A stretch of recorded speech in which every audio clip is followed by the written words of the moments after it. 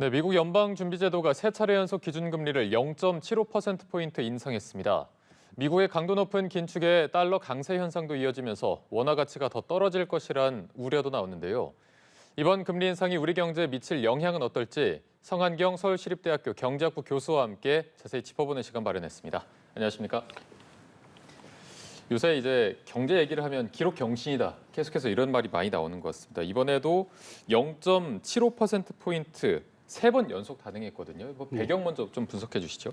예, 사실 미국이 1979년도 이후로 이렇게 1979년에 4%포인트 정도 올린 적은 있었는데요. 네. 21세기 들어와서 세 번 연속 이렇게 자이언트 스텝을 한 적은 처음인 것 같습니다. 뭐 가장 큰 배경으로 따지자면 미국 내에 지금 인플레이션 속도가 워낙 빠르기 때문에 이를 늦추기 위한 어떻게 보면 고육책으로서 금리를 계속 올리고 있다고 보는 것이 맞을 것 같습니다. 사실 지난번 그 잭슨홀 미팅에서도 금리 인상에 대한 기조가 계속해서 나왔기 때문에 금리 인상은 있을 것이다라는 그 예측은 계속 있었거든요. 예. 이번에도 이렇게 자이언트 스텝을 할 것이라고 예상은 좀 하셨습니까? 이게 전반적으로 지난주에 나왔던 그 미국의 8월 CPI가 8% 이상으로 나왔는데요. 네네. 그게 시장의 예측을 많이 벗어나면서부터는 자이언트 스텝은 기정사실화된 것이고 오히려 울트라 스텝 1%포인트까지 올라가는 것이 아니냐라는 전망까지 나온 건 사실입니다. 네. 사실 그 전망은 좀 과도하긴 했었고요. 그래서 대부분의 전문가들은 뭐 자이언트 스텝을 대부분 예측했다고 보는 것이 맞을 것 같습니다. 이런 비판이 있습니다. 미국이 인플레를 전 세계에 수출하고 있다라는 지적까지 나오고 있는데 이 시각은 어떻게 보십니까? 예, 미국이 자국의 이제 인플레를 억누르기 위해서 금리를 올리게 되면은 이제 미국 달러가 강세를 띠면서 다른 나라 화폐들이 이제 아무래도 가치가 하락하게 됩니다. 네. 그렇게 되면은 다른 나라들 입장에서 달러로 표시되는 물건들을 사올 때 수입 물가가 증가하게 되니까 인플레를 그 나라 입장에서 발생한다고 볼 수 있고요. 그런 비판이 당연히 있는 것은 어쩔 수 없는 상황이긴 합니다만은 그래도 지금 상황에서는 이 미국 입장에서는 특별히 다른 옵션을 선택하기 힘든 그런 상황으로 볼 수 있을 것 같습니다. 네, 저희가 이제 더 좀 중요시하고 관심이 가는 분야가 우리 경제에는 어떤 영향을 미칠까 이 부분인 것 같습니다. 일단 한미 간 금리가 다시 역전이 됐습니다. 한 달 만에 재역전되면서 어떤 투자자들이 빠져나가고 이런 가능성도 제기되고 있는데 증시도 지금 하락 출발을 한 것 같고요. 현재 우리나라에 미칠 영향 어떻게 보고 계십니까? 예, 자이언트 스텝이 이미 이제 영향을 실행되는 것은 어느 정도 예상이 된 일이었고요. 이제 증시에 대한 영향은 부정적인 영향이 가긴 했었는데요. 네. 문제는 이미 어느 정도 예상이 되었는데도 불구하고 오늘 하락 출발하고 있다는 모습과 그리고 미국 증시도 하락을 많이 했거든요. 네네. 가장 그렇게 나타난 가장 큰 이유는 이 점도표 문제가 좀 있는 것 같습니다. 점도표요. 예, 그 FOMC에 참여했던 사람들이 향후에 그 금리가 어떻게 될 것이냐를 점으로 찍어서 표시하는 부분이 네네. 있는데 그 부분에서 아마 2022년도 말이 되면은 금리가 중위값으로 한 4.4% 정도까지 올라갈 것이다라고 예측을 했습니다. 그래서 지금의 자이언트 스텝은 예상을 했지만은 남아 있는 기간 동안도 거의 자이언트 스텝에 준하는 정도의 금리 인상이 나타날 것이라는 어떤 우려가 시장에 반영이 되면서부터는 미국 증시도 하락하기 시작했고 그 영향이 우리나라 증시까지 오고 있는 것이 아닌가라고 생각을 합니다. 어느 정도 악재는 반영을 했지만 그 점도표에서 올해 말에 4.4%, 내년엔 또 4.6% 예. 예상치가 나오면서 그 부분은 조금 예상 외였다 해서 예. 하락 출발했다 이렇게 분석을 해주셨고 그렇다면 지금의 충격이 언제까지 갈 거라고 좀 보십니까? 이게 가장 크게 보면은 그 금리 인상이 멈출 수 있는 시기라고 볼 수 있는데요. 네. 물론 금리 인상이 멈추는 시기는 당장은 아닐 것 같습니다. 올해 말까지는 갈 것 같고 내년 초까지도 금리 인상은 지속되지 않을까 싶은데 다만 아주 단기적으로 한 지난 3주간에 벌어졌던 상황을 보면은 이거는 금리 인상 속도를 좀 벗어나서 약간의 그 투기 심리가 발전된 게 아닌가 싶은 생각이 들고 있습니다. 이런 단기적인 진정세는 당분간은 좀 어느 정도 두고 봐야 되지 않을까 싶은 생각을 가지고 있습니다. 추경호 경제부총리가 10월쯤에는 물가가 정점을 찍을 것이다라고 분석하고 그 이후에 좀 하향 안정화 될 것이라고 말했는데 지금 상황에서는 물음표가 좀 찍히거든요. 어떻게 보십니까?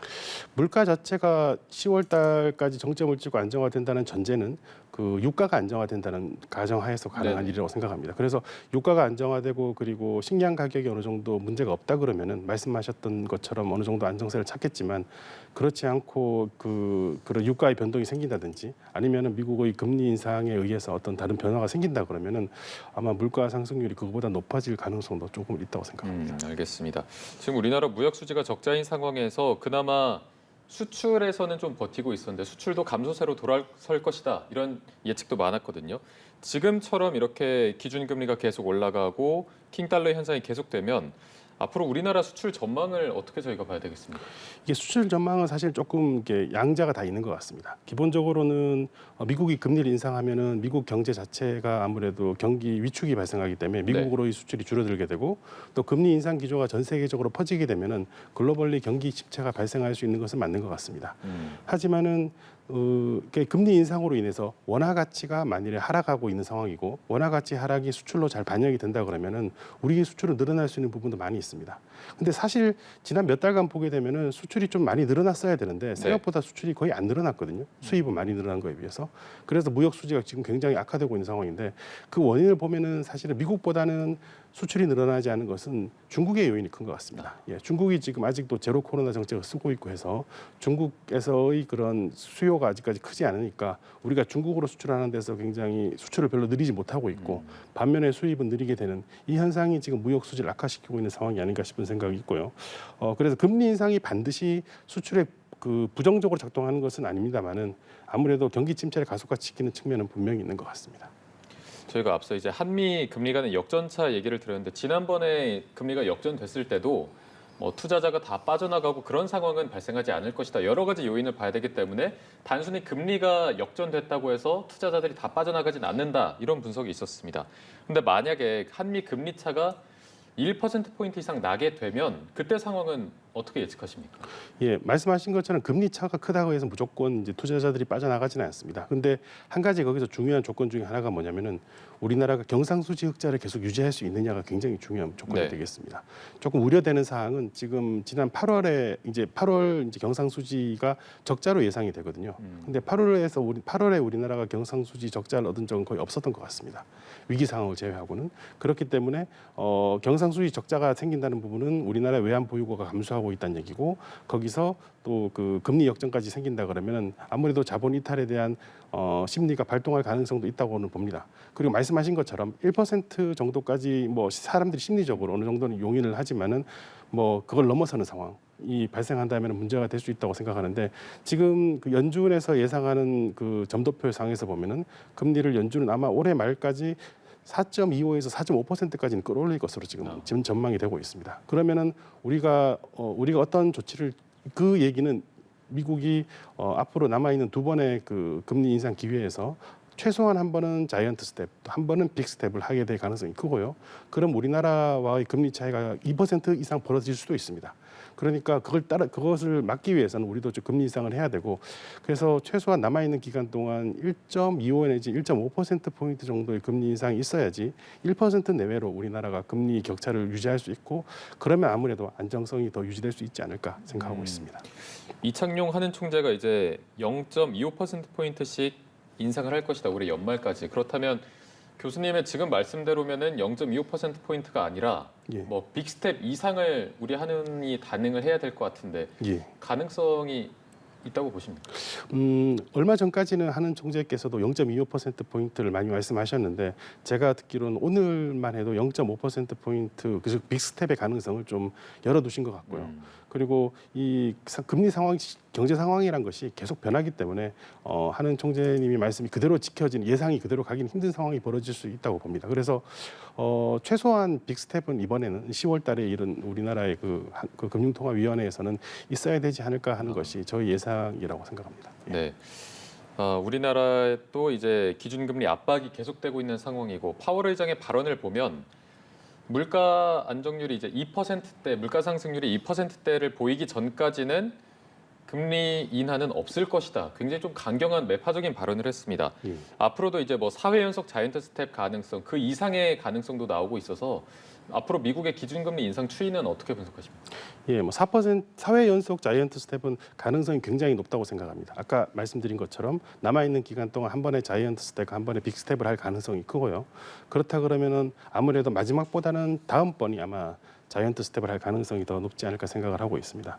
또 파월 의장이 발언했던 거에 한 가지 이제 아마 전제를 삼고 있는 것은 그 미국의 고용 상황이 괜찮다는 전제를 가지고 있어야 될 것입니다. 그런데 현재까지 상황을 보면은 실업률이 조금 올라가고 고용이 약간 악화되는 모습을 보이고 있지만은 그렇더라도 금리 인상을 잘 견디고 있는 모습을 보이고 있기 때문에 아마 금리 인상에 대한 약간의 자신감을 가지고 미국이 일방적으로 금리를 올릴 가능성은 높다고 생각합니다. 네, 이게 만약에 금리가 오르면 부동산 대출 금리도 더 올라가고 그렇다면 매수 심리가 더 위축되고 지금도 안 그래도 거래 절벽 얘기가 나오고 있는데 집값이 더 떨어질 것이다라는 얘기가 나오고 있습니다. 그런데 언뜻 생각했을 때는 집값은 떨어질수록 좋은 게 아닌가라는 생각이 드는데 그런 게 아닌 건가요? 떨어지면 이것도 위험 요인이 되는 겁니까?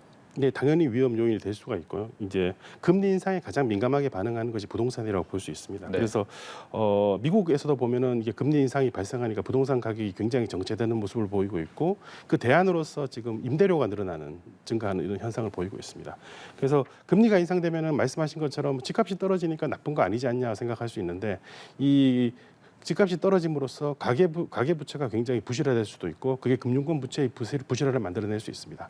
다만 이게 천천히 이루어지고 우리가 충분히 예상할 수 있는 수준이라 그러면 큰 문제가 없습니다만은 급격한 하락, 즉 뭐 경착륙을 하거나 이런 상황이 발생했을 때는 우리나라 경제에 굉장히 직격탄이 될 수 있기 때문에 아마 굉장히 조심스럽게 접근해야 되는 부분이 아닌가 생각합니다. 어제 이제 정부의 발표가 또 있었습니다. 세종시를 제외하고 지방의 그 조정 대상 지역을 모두 해제한다 이런 내용이 있었는데 이런 발표가 있고 나서도 집값 하락은 멈추지 않을 거라고 좀 보십니까? 예, 그 발표 대상에서 이제 문제가 빠진 곳이 수도권과 세종인데요. 네네. 사실 수도권의 집값 상승이 특히 서울 지역의 집값 상승이 워낙 높았기 때문에 다른 지역의 문제를 해제한다 그래서 부동산에 큰 영향을 줄 것은 아니라고 생각을 합니다. 그리고 지금 이제 부동산 가격이 떨어지고 있는 모습은 이거는 뭐 이게 부동산 가격의 폭락이라고 보는 것보다는 저는 오히려 지난 몇 년간 너무 비정상적으로 올라갔던 부동산 가격이 네. 정상화되고 있는 상황이 아닌가 싶은 생각이 있고요. 다만 말씀드린 것처럼 정상화 과정이 좀 순탄했으면 좋겠다는 것이 저희 바람이기도 합니다. 네, 이런 경제 위기가 잡히려면 경제 분석가들이 환율을 잡아야 된다 이런 얘기를 많이 하고 있습니다. 지금 안 그래도 뭐 킹달러라는 말이 나올 정도로 환율이 고공행진 중이고 심리적 저지선인 1,400원도 이미 돌파를 했습니다. 어떤 분석을 보면 1,434원까지 좀 열려 있다 이런 분석도 있는데 앞으로 환율 전망 어떻게 보십니까? 아무래도 환율이 낮게 가기는 좀 힘들 것 같고요. 당분간 좀 높은 상황이 유지될 것 같고 뭐 소위 오버슈팅이라고 그래서 좀 단기적으로 급등하는 현상이 좀 없잖아 있는 것 같긴 합니다. 하지만 계속 지속적으로 증가한다고 예상되지는 않고요. 어느 시점에서 그런 심리가 좀 가라앉게 되면은 정상적인 경제 관계에서의 그 적정한 환율 수준으로 복귀할 것 같고 하지만 그 환율 수준이 지금보다 많이 낮은 수준으로 가지는 않을 것 같습니다. 저희가 항상 이제 환율이 올랐다는 보도를 할 때 13년 6개월 만에 올랐다, 13년 6개월 만에 올랐다를 계속해서 붙이고 있는데 당시에 금융위기 이후에 지금 상황에서 그때와 다른 점이 외환 보유액이 지금 한 그래도 4천만 달러 정도는 있지 않습니까? 예. 이 부분이 좀 다르다고 볼 수 있겠죠.